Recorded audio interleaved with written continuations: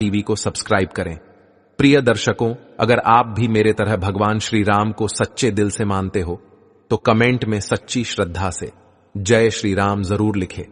दोस्तों, मैं भगवान श्री राम से प्रार्थना करता हूं कि हे प्रभु श्री राम, जो भी भक्त इस वीडियो को पूरा देखेगा और कमेंट में सच्ची श्रद्धा से जय श्री राम लिखेगा, उनके घर परिवार को सुख शांति और संपत्ति से भर देना और अपना आशीर्वाद हमेशा उसके ऊपर बनाए रखना। तो आइए मित्रों, देरी न करते हुए कहानी को शुरू करते हैं। प्रिय दर्शकों, एक छोटे से गांव मदनपुर में एक बुढ़िया रहती थी। उसकी 3 बहुएं और 3 बेटे थे। बुढ़िया मां बहुत धार्मिक थी और हर दिन पूजा पाठ में समय बिताती थी। वह सुबह सुबह उठकर गंगा स्नान करने जाती और भगवान विष्णु और माता लक्ष्मी की पूजा करती थी। कार्तिक महीने में वह विशेष रूप से स्नान और पूजा करती थी।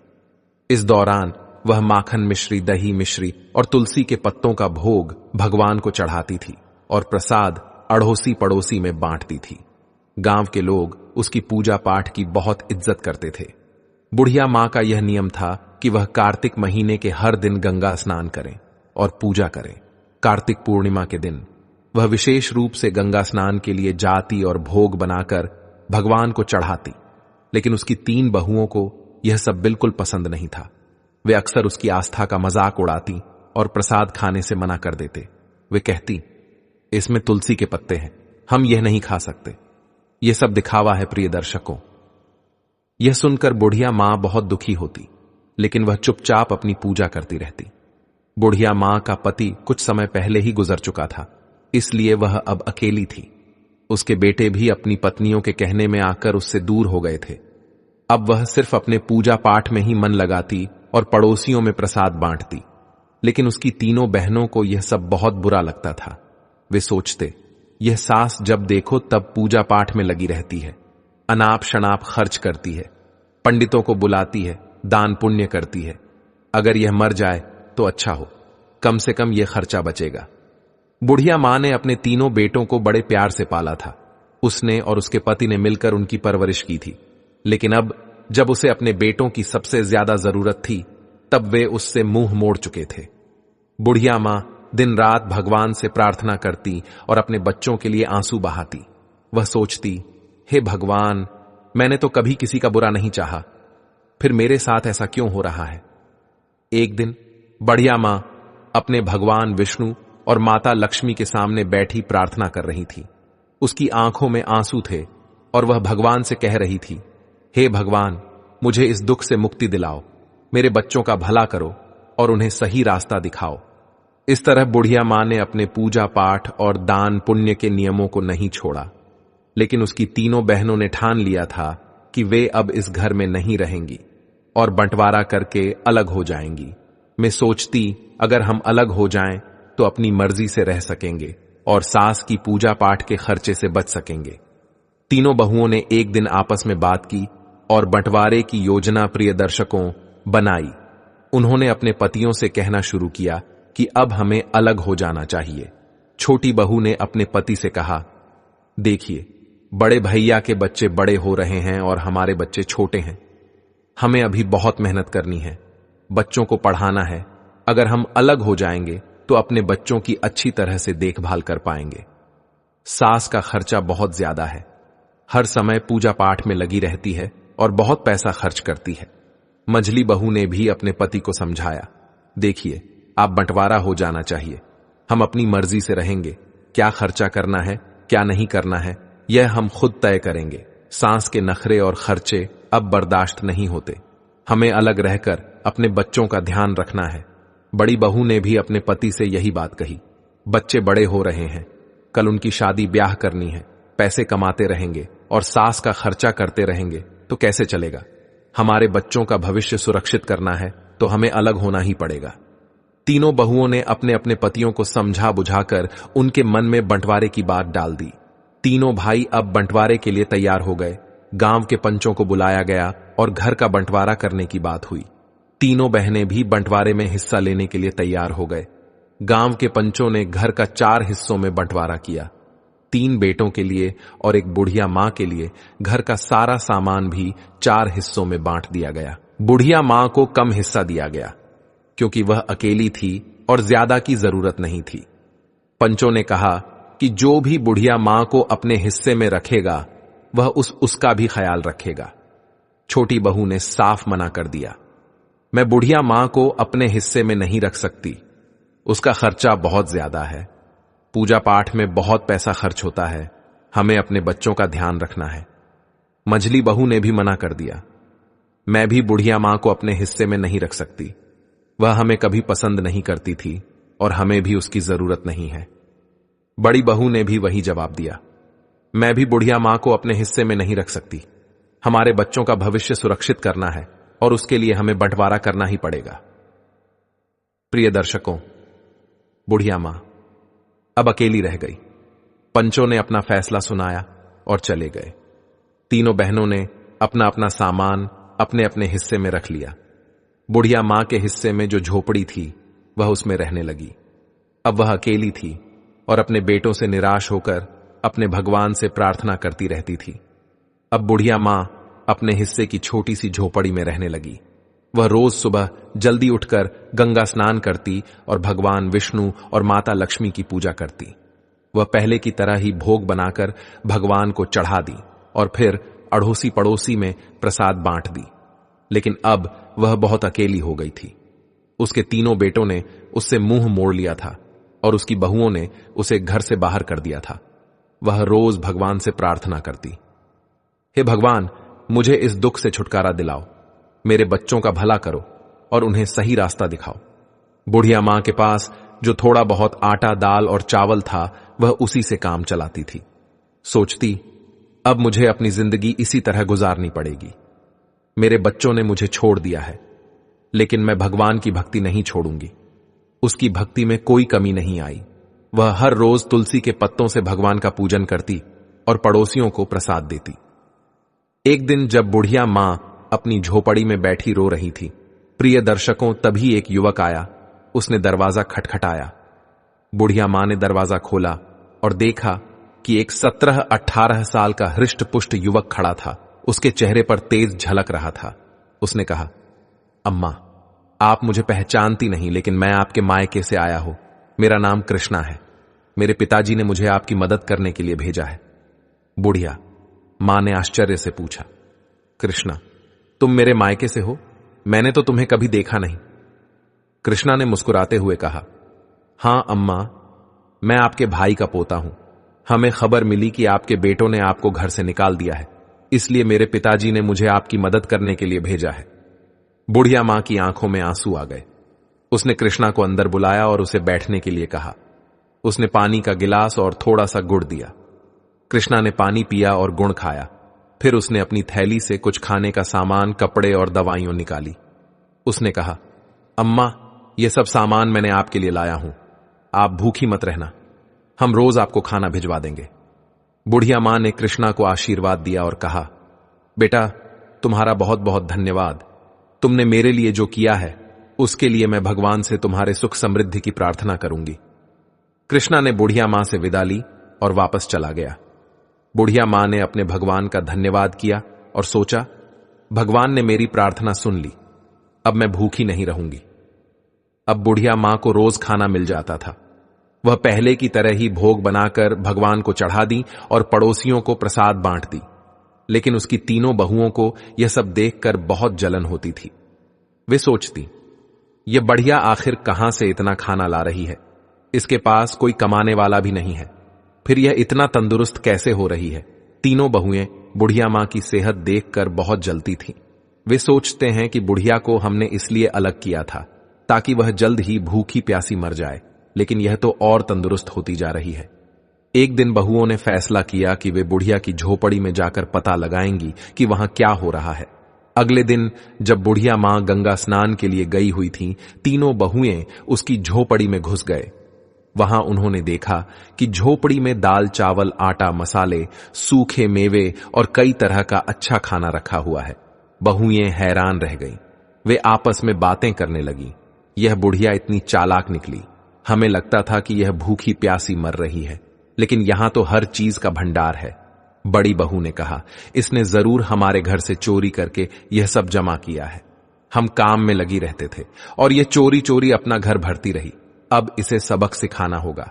मझली बहू ने कहा, हां, हमें इसे मजा चखाना चाहिए। देखते हैं कि इसने यहां क्या क्या जमा किया है। छोटी बहू ने भी सहमति जताई। सही कहा, हमें इसके खिलाफ कुछ करना होगा। प्रिय दर्शकों, तीनों बहुएं झोली भर भर कर सामान अपने घर ले जाने लगे। जैसे ही उन्होंने खाने का सामान उठाया, उन्होंने देखा कि उसमें तुलसी के पत्ते हैं। गुस्से में आकर उन्होंने तुलसी के पत्ते नाली में फेंक दिए। यह देखकर वे और भी क्रोधित हो गईं और सामान उठाकर बाहर फेंकने लगी। तभी एक अजीब घटना घटी। तीनों बहुओं ने देखा कि उनके हाथ पैर धीरे धीरे कुत्ते के पंजों में बदलने लगे। वे डर गईं और चिल्लाने लगी, लेकिन कोई उनकी मदद नहीं कर पाया। कुछ ही पलों में तीनों हुए कुतिया बन गई। गांव में हड़कंप मच गया। बच्चों और पतियों ने जब यह देखा तो वे हैरान रह गए। बच्चे चिल्लाने लगे, मम्मी कुतिया बन गई है, पापा देखो मम्मी को क्या हो गया। तीनों बहुओं के पति समझ नहीं पा रहे थे कि यह कैसे हुआ। उन्होंने कोशिश की कि कुतिया को घर से बाहर भगाएं, लेकिन वे घर छोड़ने को तैयार नहीं थीं। वे अपनी भाषा में कुछ समझाने की कोशिश कर रही थीं, लेकिन कोई उनकी बात नहीं समझ पा रहा था। बच्चे रो रहे थे और पतियों को भी रोना आ रहा था। उन्होंने अपने बच्चों को संभालते हुए कहा, चलो अब कुछ नहीं किया जा सकता, हमें मां का इंतजार करना होगा, शायद वही कुछ हाल बता सकें।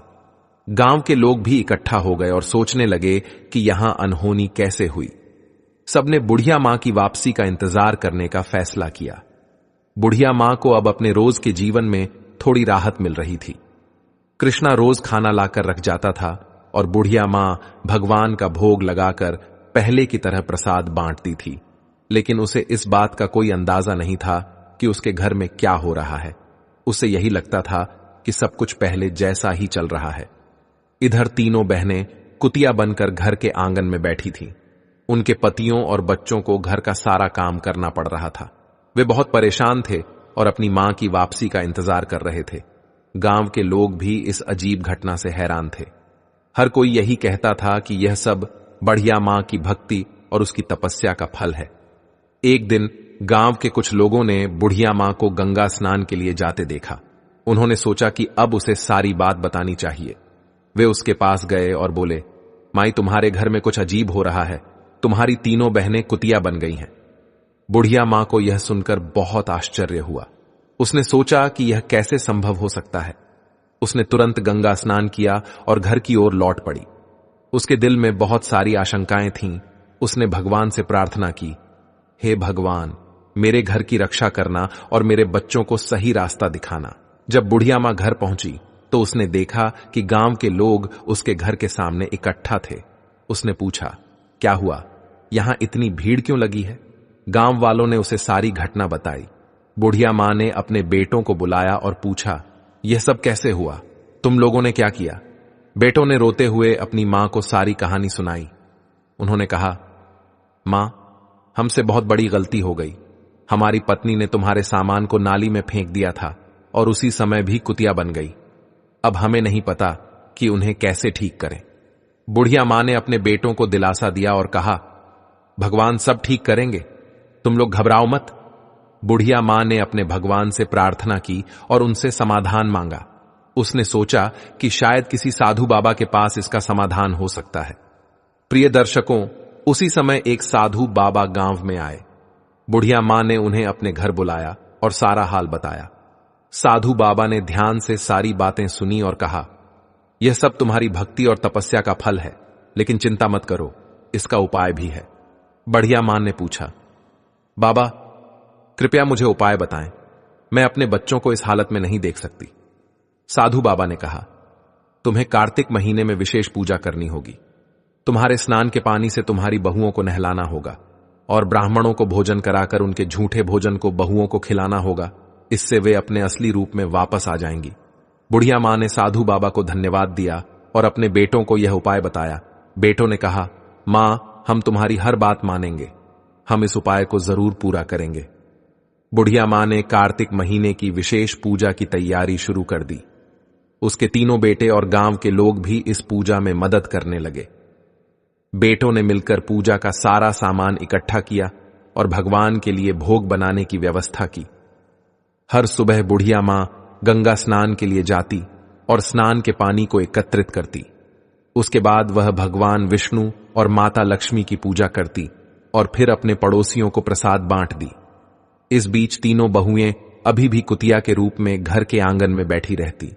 उनके पतियों और बच्चों को घर का सारा काम करना पड़ता था। बच्चों को अपनी माताओं की बहुत याद आती थी और वे अक्सर रोते हुए अपनी दादी से कहते, दादी, मां कब ठीक होंगी? हमें हमारी मां वापस चाहिए। बुढ़िया मां बच्चों को दिलासा देती और कहती, बेटा, भगवान सब ठीक करेंगे, तुम लोग धैर्य रखो और प्रार्थना करो। बच्चों को शांत करने के लिए वह उनसे कहानियां सुनाती और उनके साथ समय बिताती। बुढ़िया मां ने पूजा के लिए 5 ब्राह्मणों को बुलवाया। बेटों ने भी अपनी ओर से 5-5 ब्राह्मणों को बुलाया। इस प्रकार कुल 21 ब्राह्मणों को बुलाया गया। ब्राह्मणों के लिए विशेष भोग तैयार किया गया। कार्तिक पूर्णिमा का दिन आया और बुढ़िया मां ने अपने बेटों की मदद से ब्राह्मण भोज की तैयारी की। सुबह सुबह सभी ब्राह्मणों को आमंत्रित किया गया और उन्हें विशेष पकवान बनाकर खिलाया गया। ब्राह्मण भोज के बाद बुढ़िया मां ने के पैर छुए और भगवान से प्रार्थना की, हे भगवान, मेरी बहुओं को उनके पूर्व रूप में वापस लाओ। मेरे कार्तिक स्नान और पूजा का फल उन्हें मिले। ब्राह्मणों ने तृप्त होकर भोजन किया और बुढ़िया मां को आशीर्वाद दिया। उन्होंने कहा, माई, तुम्हारी पूजा और तपस्या सफल होगी। भगवान तुम्हारी प्रार्थना अवश्य सुनेंगे। प्रिय दर्शकों, ब्राह्मण भोज के बाद बुढ़िया मां ने तीनों बहुओं को बुलाया। तीनों कुतिया भगवान के भोग के झूठे भोजन को बड़े प्रेम से खाने लगी।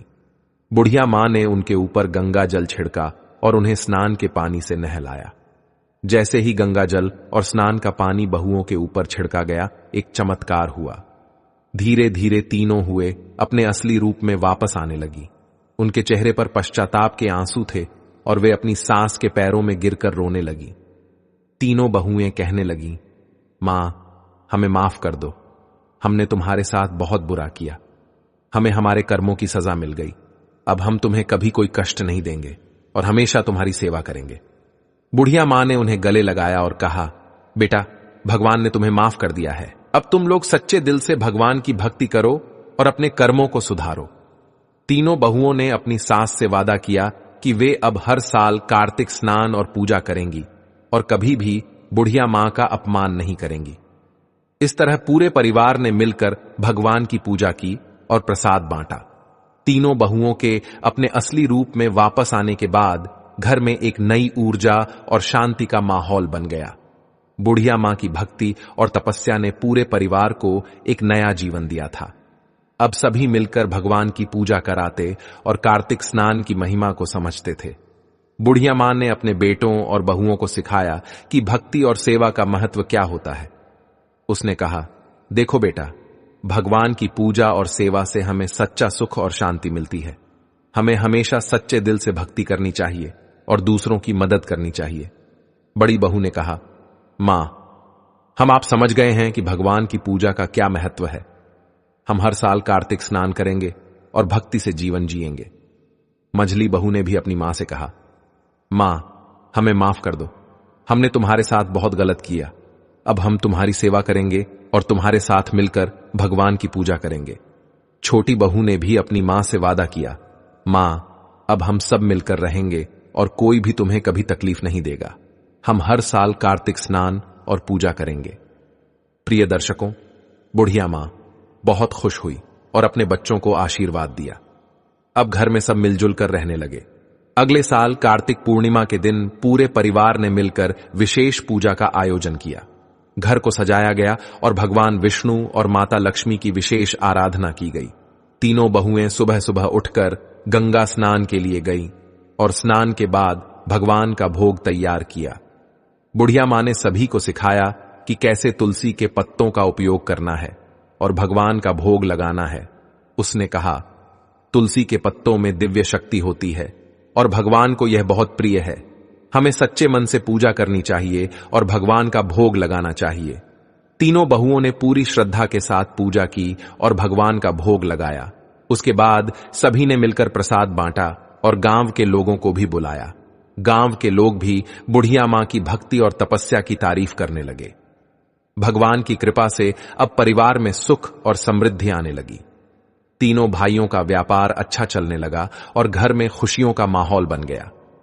अब तीनों बहुएं भी अपनी सास की सेवा में लगी रहती और हर काम में उनकी मदद करती। तीनों भाइयों ने भी अपनी मां से वादा किया कि वे अब कभी भी उसे अकेला नहीं छोड़ेंगे और हमेशा उसकी सेवा करेंगे। वे सब मिलकर हर त्योहार और विशेष अवसरों पर भगवान की पूजा करते और प्रसाद बांटते। बुढ़िया मां का जीवन अब पूरी तरह से बदल चुका था। उसकी भक्ति और तपस्या ने पूरे परिवार को एक नई दिशा दी थी।